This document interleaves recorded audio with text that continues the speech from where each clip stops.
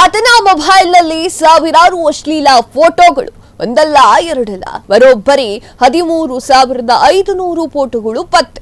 ಮಹಿಳೆಯರಿಗೆ ಕಂಟಕವಾಗಿದ್ದಂತಹ ಕಾಮುಕ ಅರೆಸ್ಟ್. ಆತನ ಮೊಬೈಲ್ನಲ್ಲಿ ಸಾವಿರಾರು ಅಶ್ಲೀಲ ಫೋಟೋಗಳು, ಒಂದಲ್ಲ ಎರಡಲ್ಲ, ಬರೋಬ್ಬರಿ 13,500 ಫೋಟೋಗಳು ಪತ್ತೆ.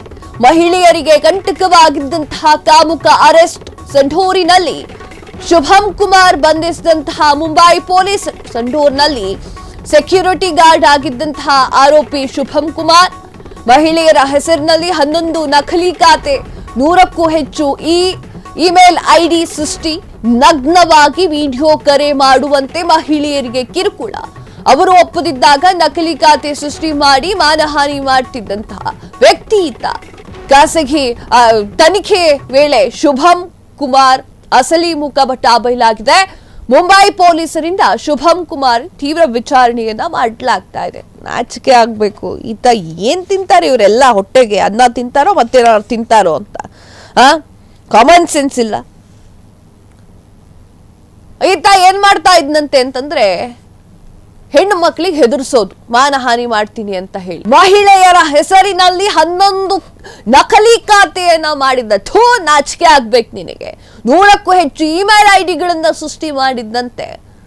ಬೇರೆ ಕೆಲಸ ಇಲ್ವಾ? ಹೆಣ್ಮಕ್ಳ ಹತ್ರ ಸರಿಯಾಗಿ ಮಾತನಾಡ್ಲಿಕ್ಕೆ ಬರೋದಿಲ್ವಾ ನಿಮ್ಗೆಲ್ಲ?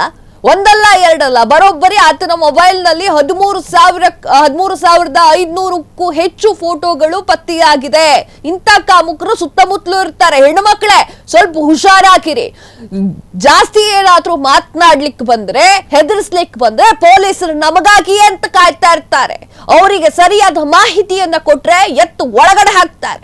ಸಂಡೂರಿನಲ್ಲಿ ಶುಭಂ ಕುಮಾರ್ ಬಂಧಿಸಿದಂತಹ ಮುಂಬೈನ ಪೊಲೀಸರು ಸಂಡೂರಿನಲ್ಲಿ ಸೆಕ್ಯೂರಿಟಿ ಗಾರ್ಡ್ ಆಗಿ ಕೆಲಸವನ್ನ ಮಾಡ್ತಾ ಇದ್ದಂತಹ ಆರೋಪಿ ಶುಭಂ ಕುಮಾರ್, ಪ್ರತಿಯೊಬ್ಬ ಹೆಣ್ಣು ಮಕ್ಕಳು ಕೂಡ ಈ ತರ ಘಟನೆಗಳು ನಡೀತು ಅಂತಂದು ತಕ್ಷಣ ಯಾರಿಗೂ ಹೆದರಬಾರ್ದು.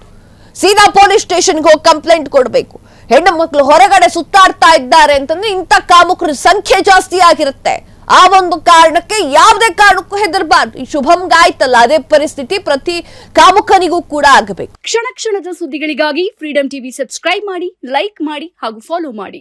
ಹೊಸ ಸುದ್ದಿಗಳ ನೋಟಿಫಿಕೇಶನ್ಗಾಗಿ ಬೆಲ್ ಐಕಾನ್ ಮೇಲೆ ಕ್ಲಿಕ್ ಮಾಡಿ.